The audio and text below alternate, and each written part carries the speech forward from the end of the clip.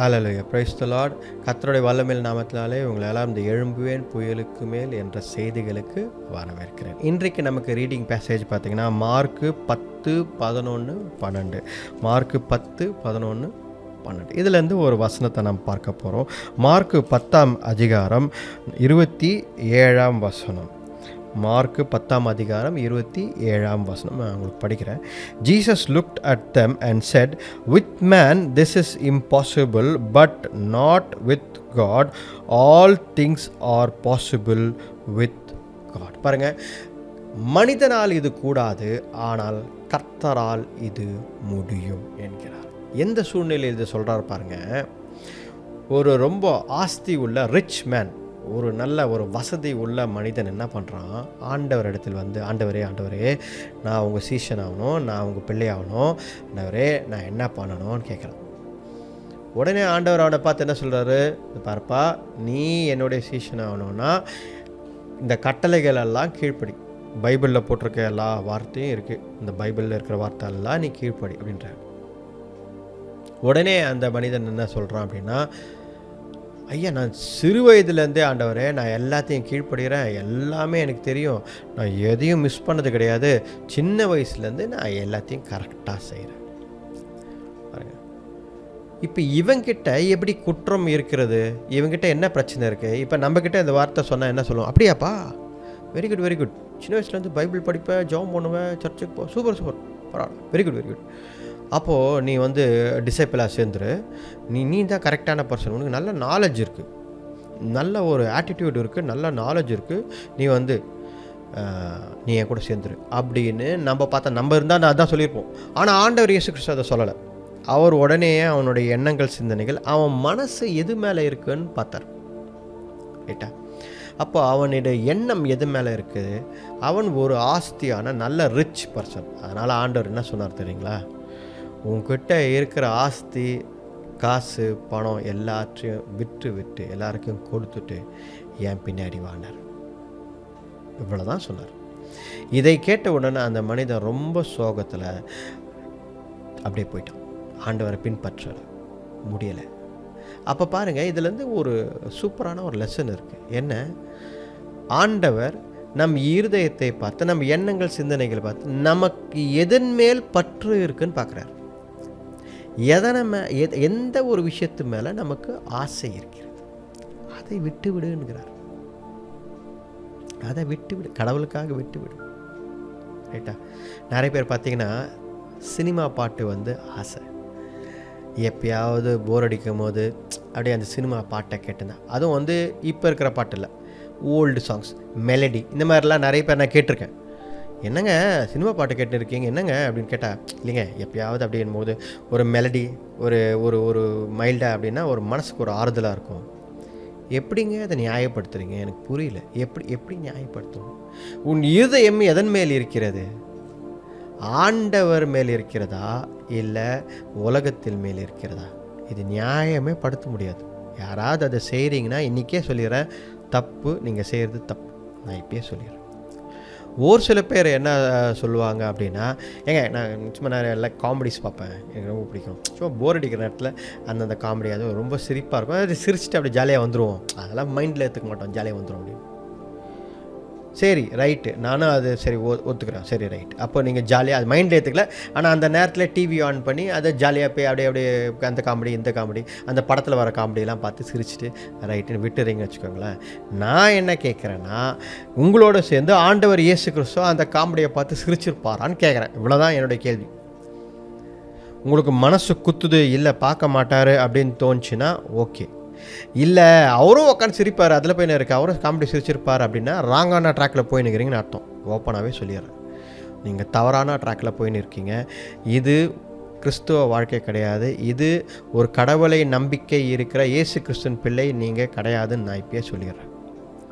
என்ன அப்படி சொல்கிறீங்க அப்படின்னு நீங்கள் கேட்கலாம், அதுதான் உண்மை.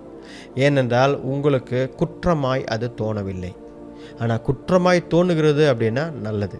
அப்போ ஆவியானவர் உங்களோட பேசுகிறாரு, இல்லை நீ பண்ணுறது தப்பு அப்படின்னா ரைட், அதை அப்படியே ஒதுக்கிடுங்க. நிறைய பேர் அந்த மாதிரி செய்கிறாங்க. நிறைய பேர் என்ன பண்ணுவாங்க, ஒரு ஜாலிக்காக நான் போய் கார்ட்ஸ் ஆடினேன், சீட் ஆடினேன், தப்புங்க. ஆனால் ஒரு ஜாலிக்காக சும்மா லைட்டாக ஒரு என்னுடைய ஃபங்க்ஷன்லாம் நடக்கும், பார்ட்டிஸ்லாம் நடக்கும். அந்த நேரத்தில் மேனேஜர் அவங்க இங்கெல்லாம் இருப்பாங்க. அந்த நேரத்தில் சும்மா லைட்டாக அப்படி ஒரு பெக்கு போட்டேன், அப்படி ஜாலியாக இருந்தேன். எப்பயா தான், எப்பவுமே கிடையாது, எப்பயா தான். தப்பு தாங்க. தப்பு என்றைக்குமே நீங்கள் தவறு செய்தால் அதை நியாயப்படுத்த முடியாது. இதை கடவுளிடத்தில் சொல்ல முடியாது. ஆண்டவர் ஏற்றுக்கொள்ள மாட்டார். ரைட்டா? இதை நியாயப்படுத்தி உங்களை நீங்கள் கேவலப்படுத்திக்காதீங்க. இதுதான் என்னால் சொல்ல முடியும். நீங்கள் போயிட்டு கடவுளுக்கு முன்னாடி போயிட்டு இதை நியாயப்படுத்தி உங்களை நீங்கள் கேவலப்படுத்தி கொள்ளாதீர்கள். ஆண்டவருக்கு சுத்தமான பரிசுத்தமான ஆள் தேவைப்படுகிறது. உலகத்தின் காரியங்களை வெறுத்து விலக்கி வர வேண்டிய பர்சன் தான் ஆண்டவருக்கு தேவை. அப்போ இந்த இடத்துல அந்த ரிச் மேனு அவனுடைய இருதயம் எதன் மேல் இருந்தது? அந்த ஐஸ்வர்யவான் அவனுக்கு அவனுடைய எண்ணங்கள் சிந்தனைகள் எதன் மேல் இருந்தது? அவன் ஆஸ்தி மேலே, அவனுடைய பணத்தின் மேலே, அவன் வைத்து கொண்டு இருந்த காரியத்தின் மேல் அவனுக்கு ஆசை இருந்தது. இன்றைக்கி நமக்கு எதன் மேலே இருக்கலாம்? ஒரு வேளை வெல்த் மேலே இருக்கலாம், காசு மேலே இருக்கலாம், இல்லை நம்மளுடைய கரியர் மேலே இருக்கலாம், நம்மளுடைய ஜாப் மேலே இருக்கலாம். ஐயோ என்னுடைய ஜாப் ரொம்ப முக்கியம் அப்படின்னு சொல்லி அதை மேலே உங்களுக்கு ஒரு பற்றுதல் இருக்கலாம். அதை கர்த்தருக்கு மேலே நீங்கள் வைக்கலாம் ஜாபை. நிறைய பேர் அப்படி வைக்கிறோம்.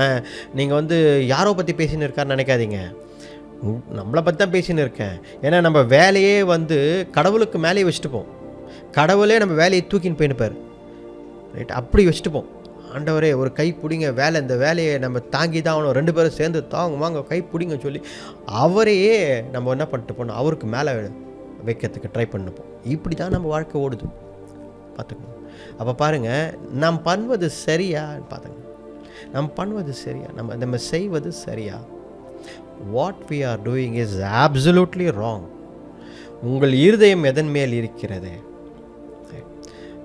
நான் பணம் சம்பாதிப்பதோ, இல்லை ஆஸ்தி இருப்பதோ, கார் வைத்துக்கொள்வதோ, வீடு வாங்குவதோ, இதை பற்றி தவறுதலாக பேசவில்லை. நல்லா புரிஞ்சுக்குங்க. ரைட்டா? நிறைய பேர் என்ன வச்சுக்கிறாங்கன்னா, பாஸ்டர் இந்த மாதிரி வெல்த்தை பற்றி தப்பாக பேசுகிறாரு, அவர் ப்ராஸ்பெரிட்டி இதை பற்றி குற்றம் சொல்லி பேசுகிறாரு, நான் கார் வச்சுக்கூடாதா, நான் வசதியாக இருக்கக்கூடாதா, இதை பற்றியெல்லாம் நாம் சொல்லவில்லை. நான் சொல்வது இதுதான், நீங்கள் உண்மையாலே ஆண்டவரை நேசிக்கிறீர்கள் என்றால் உங்கள் இருதயம் கர்த்தருக்கு எது பிரியமாயிருக்கிறதோ அதன் மேல் தான் இருக்கும். இதை தான் நான் சொல்ல வரேன். இதுதான் வசனம் இன்னைக்கு பார்த்து கொண்டு இருக்கிறோம். If you truly love God, all your desire will be God. What I have to do for God and கர்த்தரை நோக்கி தான் இருக்க வேண்டும். அந்த மனிதனால் அவன் எல்லா இந்த பைபிளில் இருக்கிற எல்லாமே அவன் பார்த்துக்கினாங்க, எல்லாமே கடைபிடிச்சாங்க. இந்த பைபிளில் இருக்கிற எல்லா கட்டளையும் கடைப்பிடிக்கிறாங்க. நீங்களும் நானும் கூட விட்டுருவோங்க பாதி, ஐயோ என்னால் முடியலைங்கன்னு. அவன் எல்லாமே செஞ்சாங்க. ஒரு குற்றம் கூட அவன் மேலே கண்டுபிடிக்க முடியல. அப்படி ஒரு பர்ஃபெக்ட் ஜென்டில்மேனாக, பர்ஃபெக்ட் பர்சனாக இருந்தால் இந்த உலகத்தின் பார்வையில். ஆண்டவர் என்ன பண்ணார்? பைபிளை நீ கடைப்பிடிச்சது ஓகே தான், ஆனால் உன் இருதயம் எதன் மேல் இருக்கிறது? உன் எண்ணங்கள் சிந்தனைகள் எதை பற்றி ரொம்ப ஆசைப்படுற, என்னை தாண்டி நீ எதை ஆசைப்படுற அப்படின்னு சொல்லி கேட்குறாரு. அதை விட்டு விடுன்றார். உங்களால் விட்டு விட முடியுமா? அதான் ஆண்டவர் இன்னைக்கு கேட்குறார்.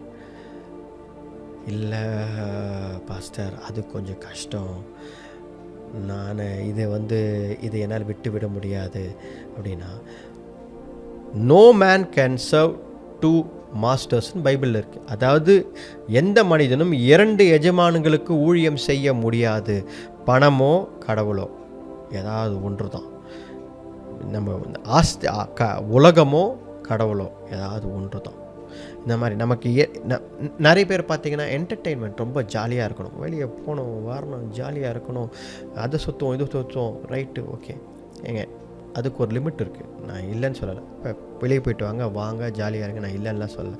ஆனால் அதுவே வாழ்க்கையாக கடவுளுக்கு கொடுக்க வேண்டிய நேரத்தை தாண்டி என்டர்டெயின்மெண்ட்டுக்கு கொடுத்துனுப்போம் பாருங்கள், அதுதான் தவறு. What importance is there in your life for God? கர்த்தருக்கு என்ன முக்கியத்துவம் உங்கள் வாழ்க்கையில் இருக்கிறது? உங்கள் இருதயத்தில் ஆண்டவரை எங்கே வைத்திருக்கிறீர்கள்? இதுதான் கேள்வி. இந்த ரிச் மேனை பார்த்து அதான் ஆண்டவர் கேட்டார். இதை கேட்ட உடனே சீஷர்களெல்லாம் என்ன செஞ்சாங்க? ஆண்டவரே, ஆஸ்தி உள்ள பணக்காரன் கொஞ்சம் காசு வச்சுருக்கான் அப்படின்னா அவனால் பரலோக ராஜ்யத்துக்குள்ளே வர முடியாது அப்படின்னா, ஏன்னா ஆண்டவர் சொல்லிடுறார், இந்த ரிச் மேன் இந்த மாதிரி ஆஸ்தி உள்ளவர்களால் பரலோக ராஜ்யத்துக்குள் வர முடியாது அப்படின்னாரு. உடனே சீஷர்களுக்கு எல்லாரும் ஒரு ஒரு கவலை, என்னடா அது? அப்போது ஆஸ்தி உள்ளவர்கள் கஷ்டப்பட்டு சம்பாரித்து ஏதோ ஒன்று வாங்குகிறோம், செய்கிறோம், ஒரு வீடு இருக்குது, இல்லை ஒரு பிளாட் இருக்குது, ஒரு இது இருக்குது, ஒரு கார் இருக்குது, 2 கார் கூட இருக்கலாம், இந்த மாதிரி இருக்குது, அப்படி ஆண்டவர் கொடுக்குறாரு அப்படின்னா அதெல்லாம் வைத்துக்கொள்கிறோம், ஆண்டவர் ஆசீர்வாதம் வைத்துக்கிறோன்னா அப்போது என்னால் பரலோகத்துக்கு போக முடியாது அப்படின்ற ஒரு பதட்டம் வந்துடுச்சு. அவங்க போய் ஆண்டவர்கிட்ட கேட்குறாங்க, ஆண்டவரே அப்போது எப்படி, எந்த மனிதன் தான் பரலோகத்துக்கு போக முடியும், யார் தான் பரலோகத்துக்கு போக முடியும் அப்படின்னு கேட்குறாங்க. அப்போ ஆண்டவர் என்ன சொல்கிறாரு? இந்த வசனம் தான் சொல்கிறார், ஆண்டவர் இந்த வார்த்தை தான் சொல்கிறார், with man it is impossible, மனிதனால் இது கூடாது, ஆனால் கடவுளால் இது கூடும், with God everything is possible. அப்படின்னா என்ன அர்த்தம்?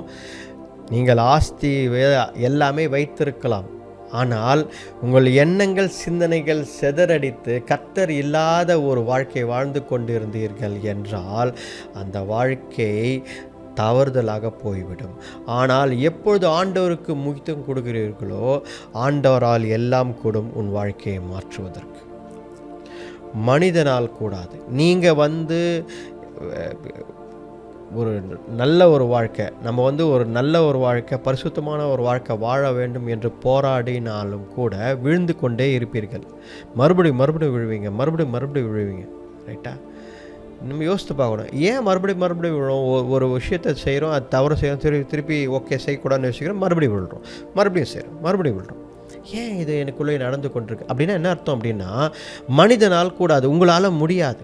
It is not possible with you, but with God, கர்த்தரோடால் இது முடியும், கர்த்தரால் இது முடியும். அப்போ நம்ம என்ன செய்ய வேண்டும்? ஆண்டவரே என்னால் முடியல, நான் இதெல்லாம் என்னோடய எண்ணங்கள் சிந்தனைகளை மேலே வச்சுருக்கிறேன், இதெல்லாம் உடச்சி கொண்டு வாங்க ஆண்டவரே. ரைட் ஆண்டவரே, இதெல்லாம் நான் பெருசாக யோசிக்கிறேன், இதெல்லாம் தப்பு ஆண்டவரே, நான் உங்களை தான் பெருசாக யோசிக்கணும் என் வாழ்க்கையில், நீங்கள் தான் எனக்கு முக்கியம் அப்படின்னு நீங்கள் சொல்லி பாருங்கள், மாற்றி பாருங்கள். ஆண்டவர் இன்னும் உங்களை ஆசீர்வதிப்பார். ரைட்டா? நீங்கள் யோசிக்கலாம், இப்படி சொல்லிட்டா ஆண்டவர் எல்லாத்தையும் பிடிங்கிற நம்ம கையிலன்னு.